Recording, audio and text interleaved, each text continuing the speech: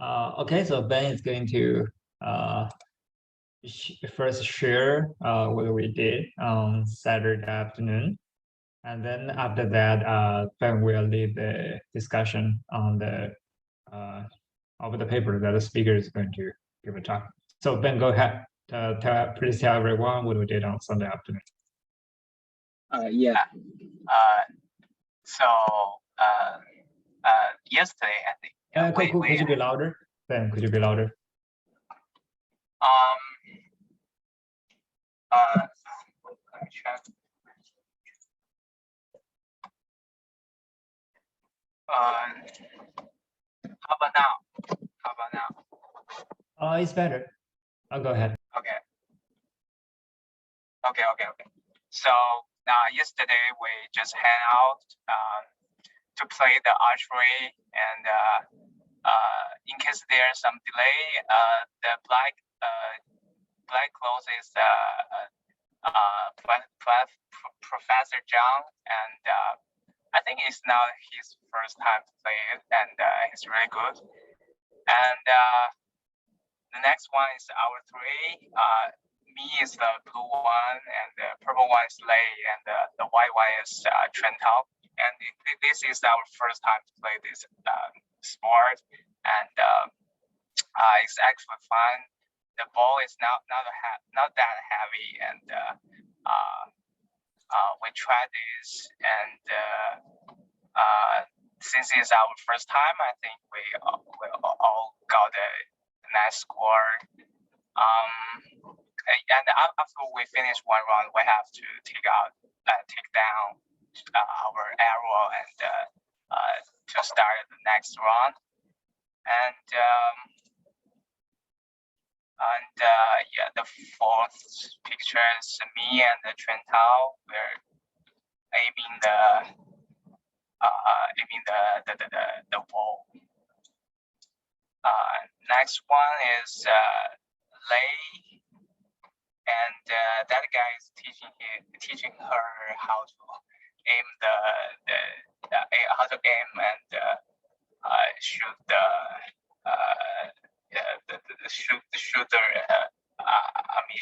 arrow. And next we go to play bowling, and Professor Zhang is going first, and he's also teach us how to get our score by hit the bottle. So Chen Tao and Lei is playing the bowling, and finally finished it, and we took a picture of that day about our river, which is a river go through the Hangzhou city, and it's quite beautiful.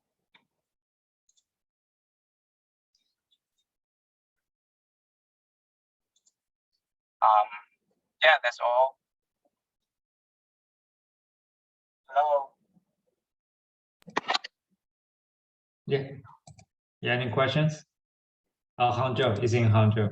It's at Westlake Cultural Square. Yeah, it's about 3 kilometers away, 4 kilometers away from university, I think.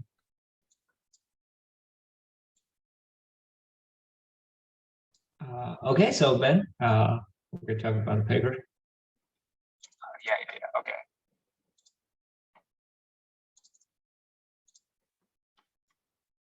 Okay. So today I'm gonna lead this paper, and the title of this paper is calcium isotope evidence for early arcane carbonates and subduction of organic crust. And the first author is Michael, and it's published at 2021 Nature Communications. So for the fourth author, Michael, he was graduate from University of Alberta for getting his bachelor degree, and he got his PhD degree in UC Berkeley, and now he's working for ETH, I think. And his research field is about isotope geochemistry, planetary science, and calcium isotopes.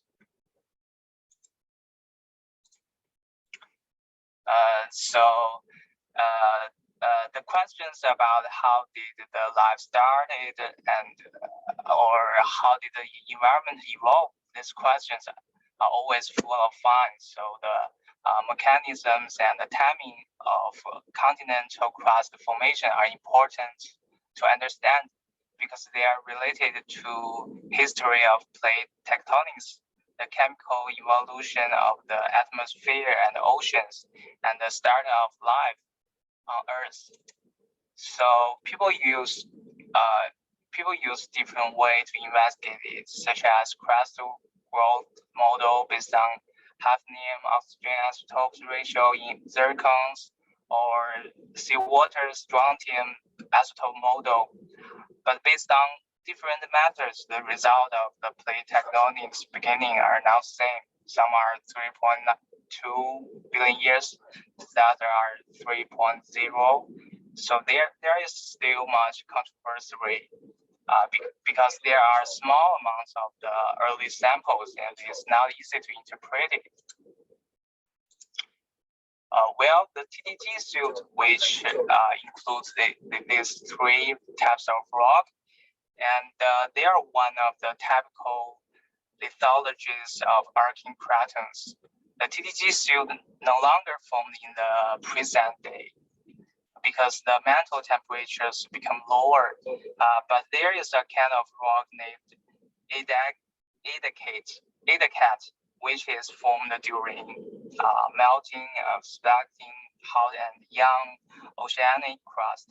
It is the closest modern analog for arcing TDG suit. So Michael and his team choose TDG suit and Adacat as their samples to investigate the onset of the subduction-driven plate tectonics.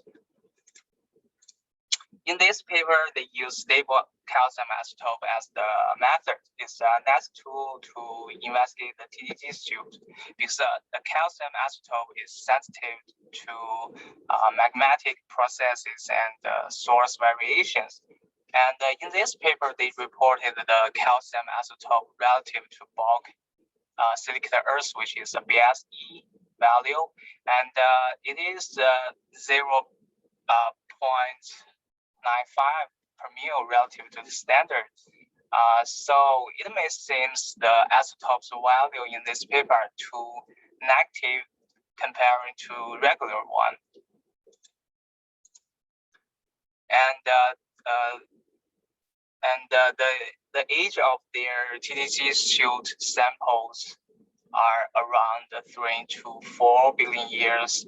And they claim that all of the samples were carefully selected for minimal alteration from a much larger sample set. Besides, they use this Nd and hafnium isotopes to show that the Nd and HF isotopic composition are coincident with early mantle source. And the second, they don't correlate with calcium isotope. You can see from these two B and C figure, they didn't correlate with the calcium isotope. So the result shows that the assemblation of the older crust didn't influence the isotopic signatures. And after that, we can exclude the surface process influence. Then, so we can go on into the underground influence. So for the underground influence, the changing of pressure, temperature, and the mineral phase actually affect the calcium isotope. And in the left figure, they use their theoretical calculation to get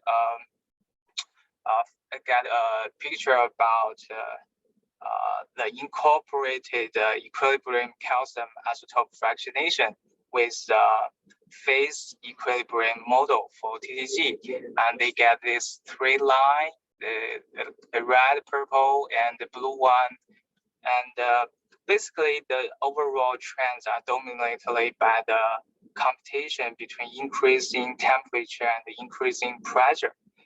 So the when you set the same, okay, let's just say from the pressure one, if you set the same pressure, you can see this line left, this left arrow mark here. If you set the same pressure, and you will get a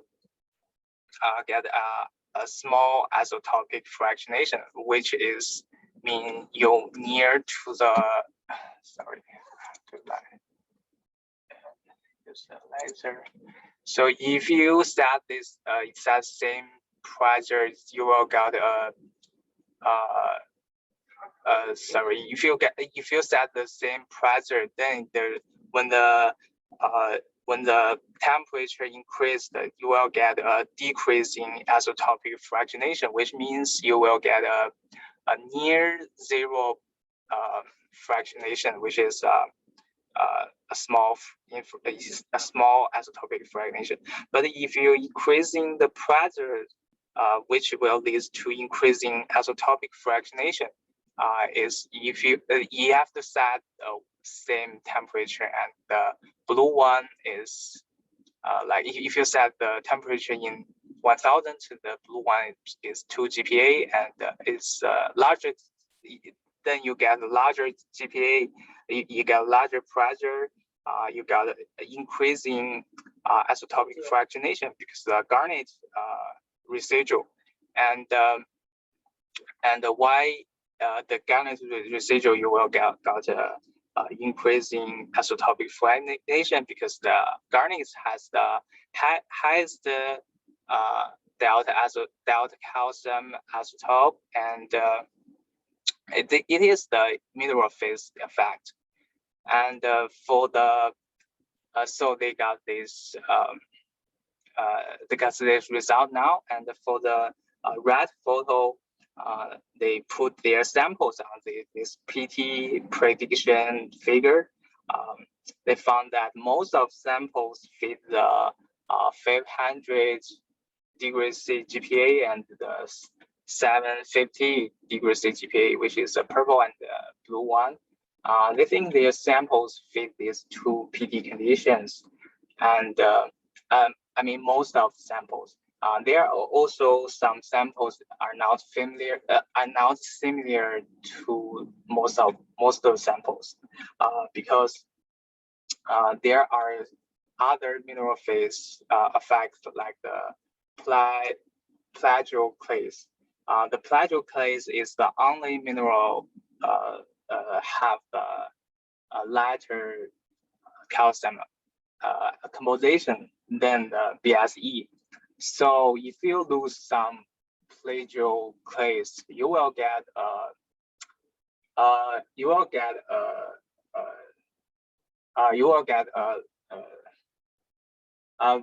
if you lose some plagioclase, you will get a positive value. You got more positive value, so you can go up. Here is the number one cluster is the and it's one case, and the other case is the number two cluster. They think they can by it can be explained by adding some plagioclase. So it will get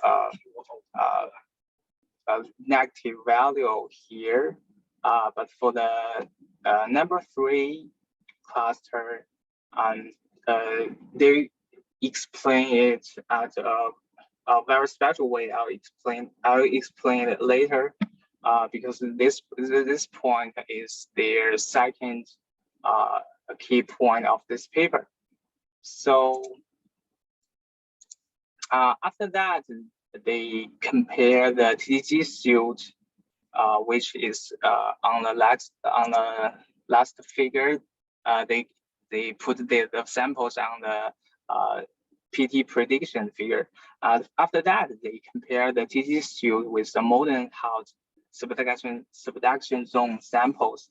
Their results have similar PT conditions and agree with previous prediction for TDG.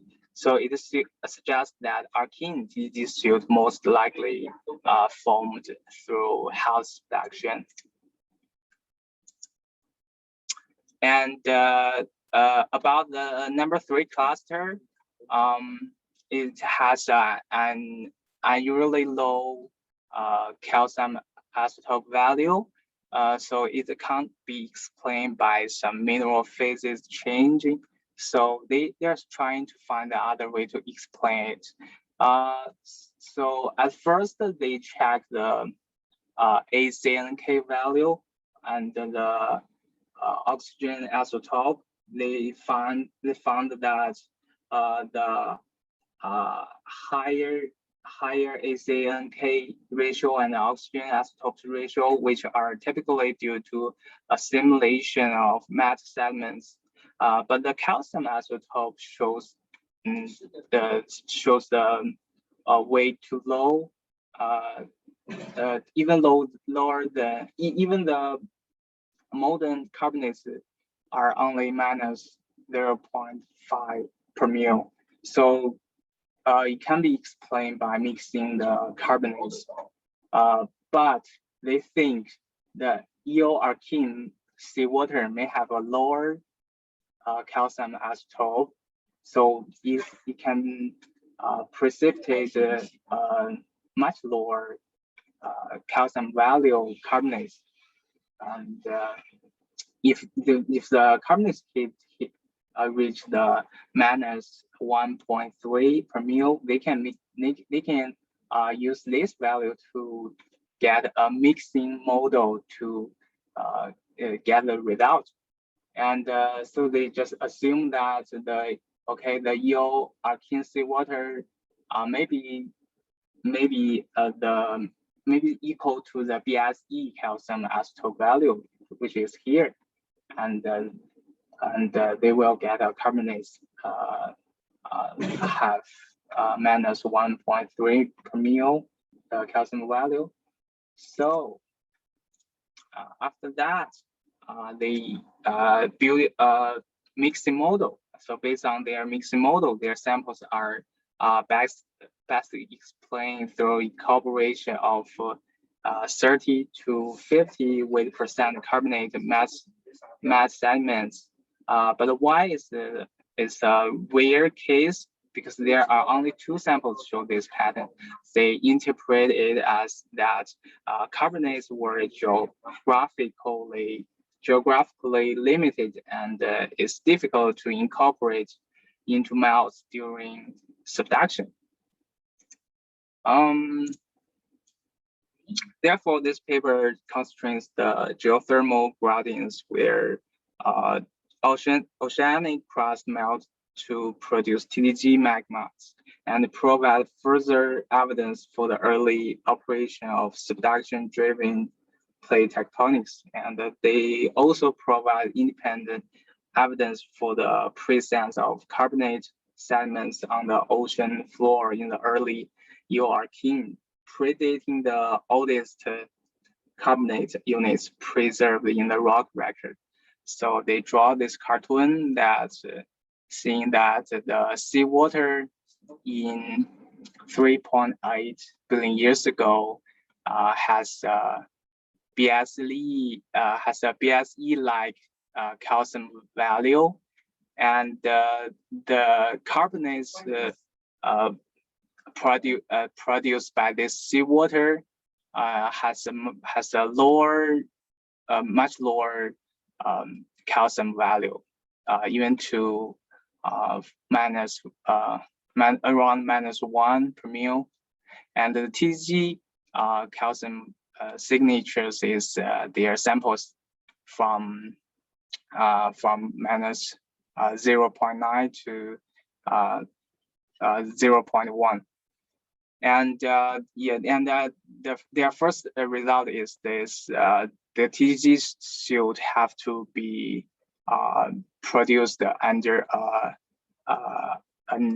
hot subduction, and there is subduction. So they prove that there is a subduction since 3.8 billion years ago, and yes, and there should be, they think there should be a carbonates mixing. So there is subduct from that time. Basically that's all their ideas. Yeah, that's all.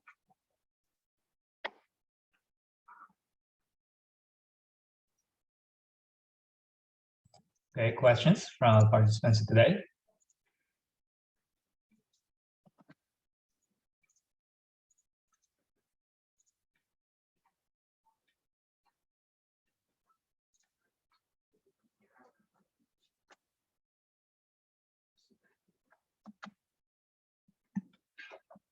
There's a question from Tandao.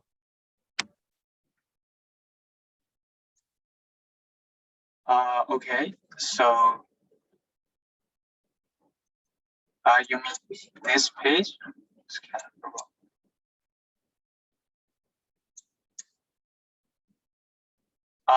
Well, they did 3 cans of rock.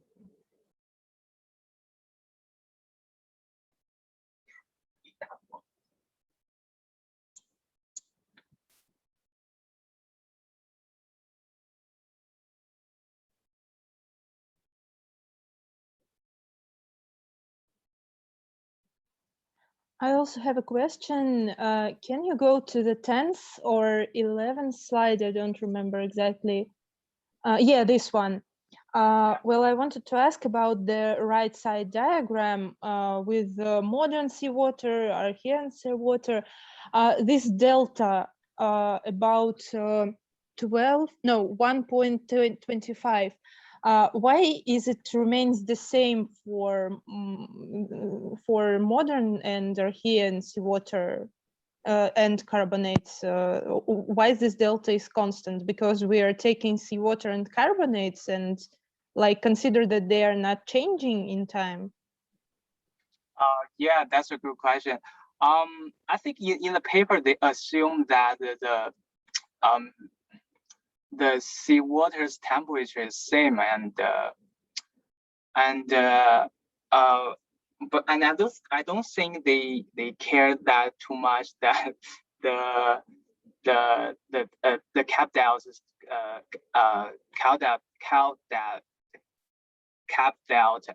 calcium isotope is the same with the modern one, since they also assume the seawater, the EO Archean seawater is different from the modern one. So I think you assume that cap delta is same is not a big deal. That's what I think.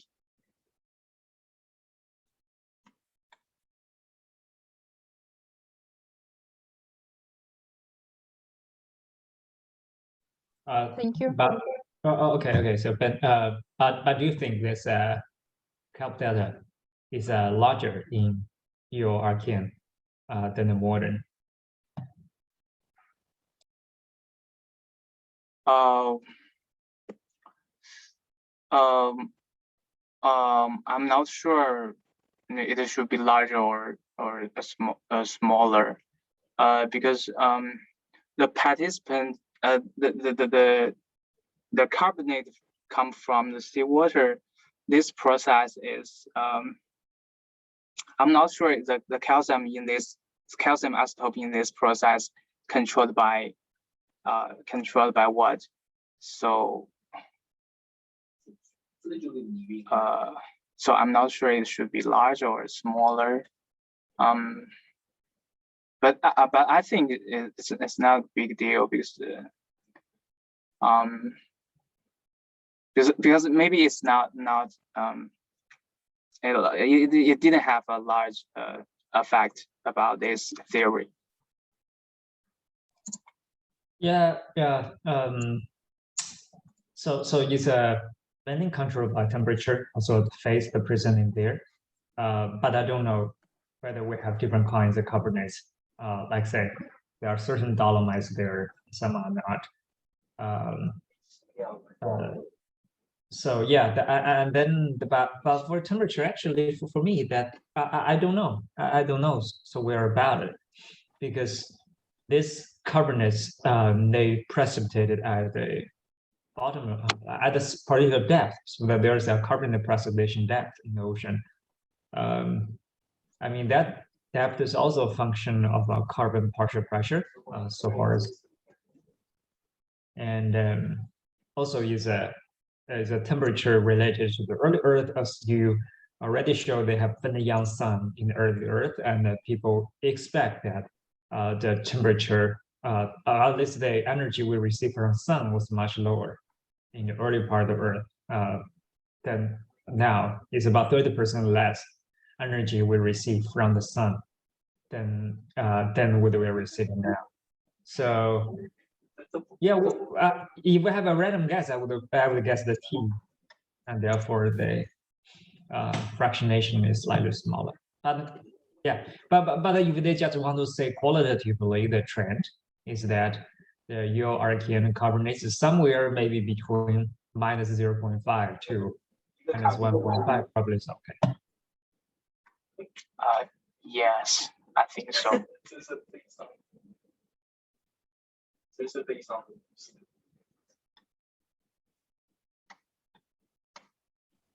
Okay, could you move to the previous pages in terms of the theoretical calculation, page 8?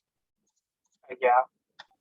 Okay, so how did they do the theoretical calculation? Did they use the empirical results so that the people done experiments before, or some first principle calculations results on calcium isotope fractionation? Yeah, I think they just did some first principle calculation and they used some previous study results. Because I thought his method part, they said they improved the previous model, but the previous model is based on some calculation and both with the experiments, but the experiments didn't. It's not the high pressure, high temperature experiment. They just analyzed some natural samples and calculated them. Yeah, that's all. But that includes the Garnet phases, I suppose. Does they also include the Plagioclase in the, let's say, reference 15 and reference 51, as you're showing here?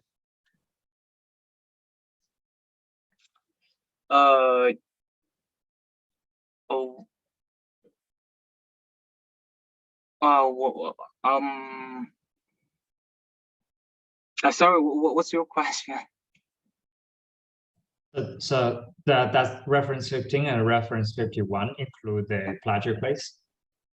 Because in their explanation, they try to say that Garnet turns it in one direction, as far as I could tell, and then Plagioclase move the calcium isotopes into the other direction. Well,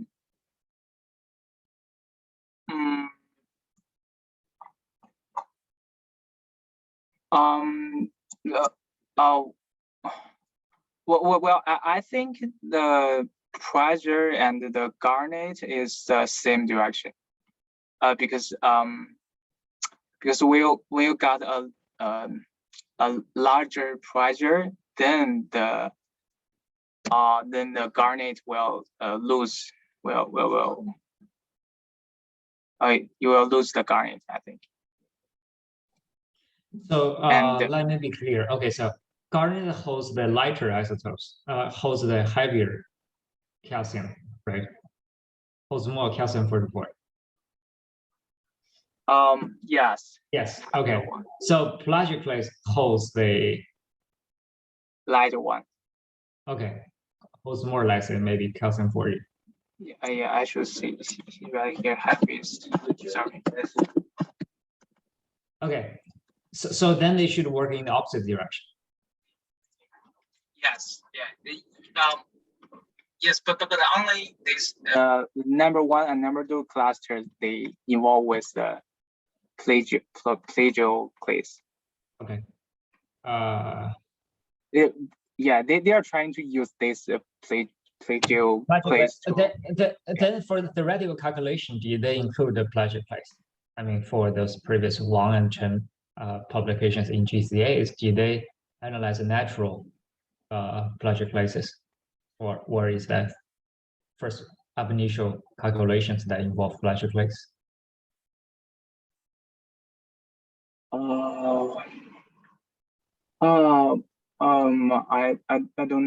don't know about that. Because Okay. I didn't go through that carefully. So Okay. Then there's another thing. I would guess in my previous lesson that when you have the plagioclase fractionation, then for example strontium, I think euphonium, I think these are the ones that could be highly affected by plagioclase. So do you think that the plot there could also see the effects of plagioclase? At least if they claim that plagioclase fractionation is the explanation, then I would see some consequences on these elements too. Not the only one DOI or YB. yes, they plot other. I'm not sure is there is strontium as the value, but I think they tried different one.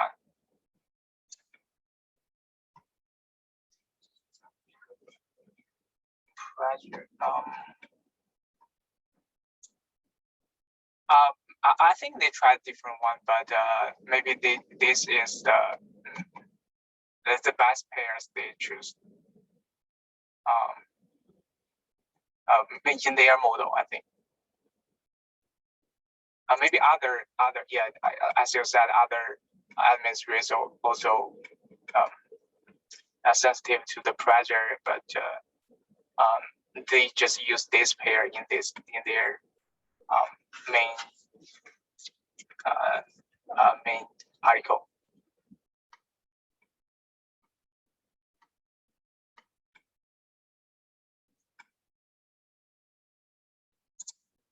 Yeah, Wumi, I saw that, and in previous Ben showed that was one figure plotted. Okay, that makes sense.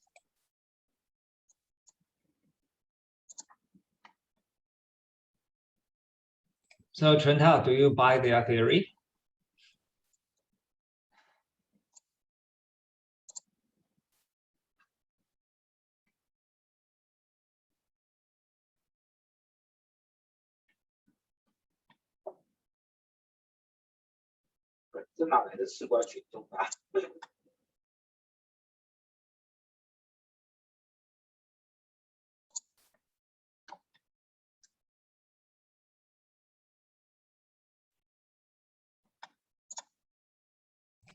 Yeah, do you buy their theory? Do you agree with the author of their theory?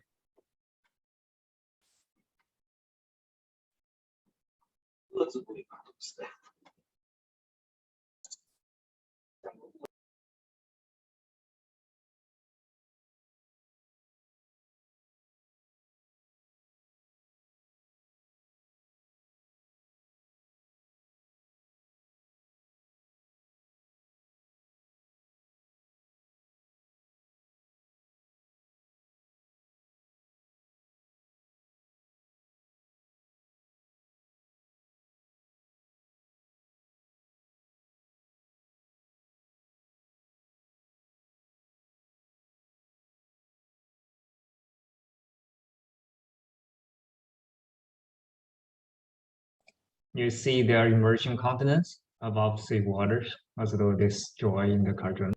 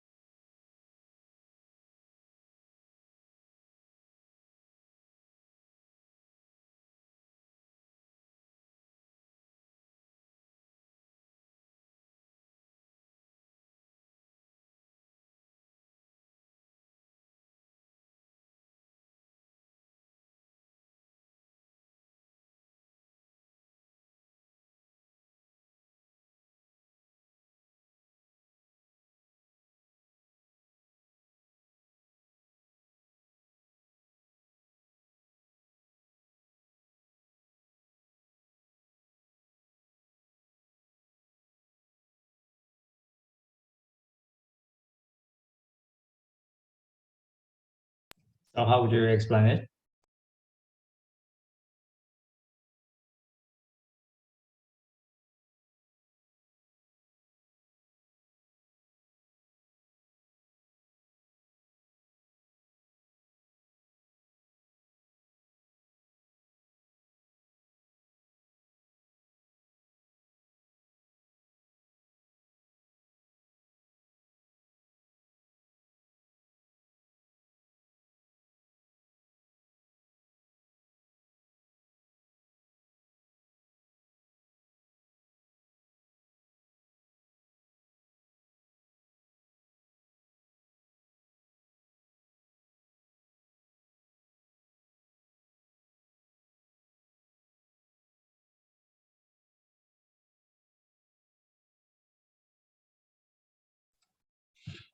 Okay, any other questions so far for this work?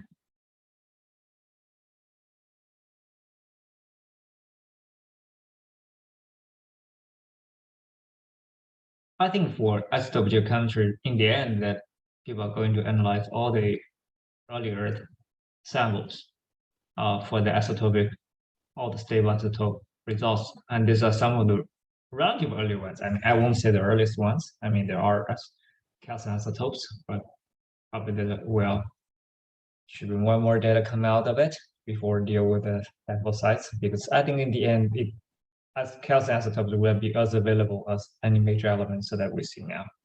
So you will still take a while, maybe 15 years from now, or 20 years from now, when we come back, then we'll see, okay, the data probably is also available as major elements we see now. Chantal, what do you mean the fractionation calcium isotope is not so clear now? So you mean between different phases? Because if it is between different phases until at least through different from plagioclase and garnet and the magma, I think those three phases are relatively clear. I won't say it's crystal clear. Ben will tell you more because they didn't mention barrier carbonate, for example, or like say the carbonate at a high temperature. But what do you mean? I'm not clear.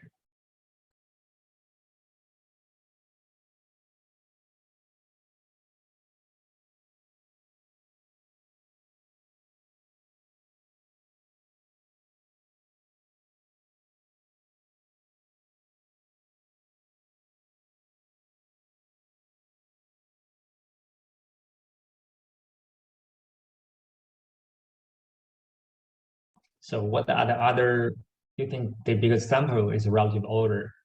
So do you assume that the other kinetic process that fraction of the isotopes? So rather than the high temperature, are there process that could generate that? Actually, I don't know how the fluid effects, for example, the surface fluid process could affect the calcium isotope fractionation. I mean, relatively low temperature process could do that. I don't know that how the authors argue for that, because normally that's the very first question that geologists are going to argue is that, okay, my samples are represented with what they did. That normally is the alteration that they have to exclude. They actually claim that they select the samples which to avoid the alteration. But they didn't have the samples photo. Yeah, I think they're trying to say they're trying their best to get this relatively clean samples, and they also use the ND and HF isotopic to claim that maybe their samples didn't be influenced by the some weathering or other things. I think you can use some, maybe it is the ND and HF to test the weathering and it shows the variant didn't. They just say that they didn't have some correlation with the calcium isotope, and maybe it's not that solid to prove the rivalry influence, but yeah, because because to me that okay, for hafnium they concentrate in the carbonium is a highly lethal by elements. Calcium, I think it's more mobile, because for example, if the pH of the fluid that changes slightly, that probably there could be fractionation of calcium isotopes between the fluid and the mineral, whatever mineral it is in the system. So I don't know for that kinetic process. I don't doubt too much of the neodymium and the hafnium, because those elements are really immobile. It's very hard to change them just by the groundwater, even with a relatively strong low or high pH. I don't know which direction it's possible. As long as it's not going too extreme, it should be okay. But for calcium, actually, I'm not sure. I don't know whether people. I think people will have done some experiments on that, but I'm not so sure. But at least I know in olivine it should cause fractionation, but I don't know in all the other other elements that how much it will cause fractionation.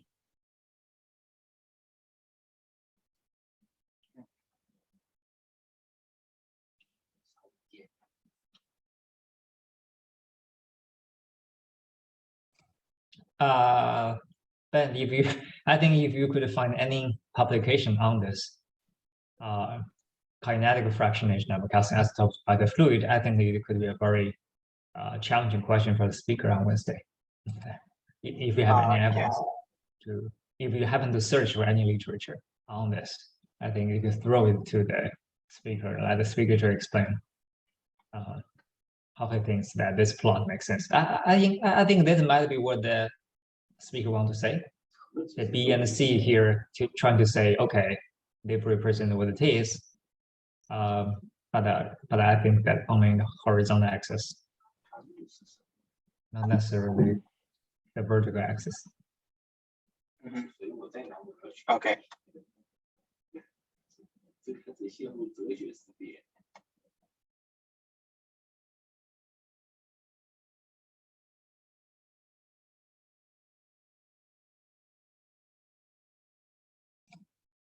Okay, any more questions or any comments? Not only to science, but also to the archeries or bowling or anything.